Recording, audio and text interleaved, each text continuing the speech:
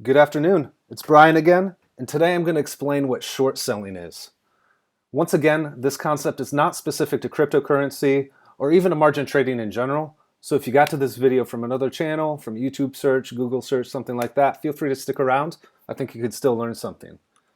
So the zoomed out view of short selling is that it's used when you expect a currency to decrease in value. So you place a somewhat complex trade to make a profit off that decrease. When you place a short, the exchange you're working with loans you shares in whatever financial instrument you're trading in.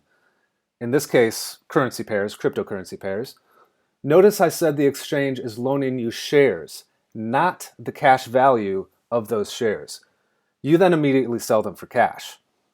Hopefully over time the value of the currency decreases significantly, at which time you use your cash to buy back the currency at the lower value and return the borrowed shares to the exchange. You've now made a profit. Let's look at a concrete example. Let's pretend the current value of Bitcoin to the US dollar is $1,000. If you haven't yet watched my video explaining currency pairs, it might be helpful now to go back and watch that first. Otherwise, let's keep going. So let's pretend Chrissy has a suspicion the price is about to fall. She places a short trade with the exchange. The exchange gives her $1,000 worth of Bitcoin. Not $1,000, $1,000 worth of Bitcoin, which in our example comes out to be 1 Bitcoin. She is now in debt to the exchange for that 1 Bitcoin. The computer software she's using, in our case MetaTrader 4, then immediately exchanges that 1 Bitcoin for $1,000 cash, all behind the scenes. You don't have to deal with that.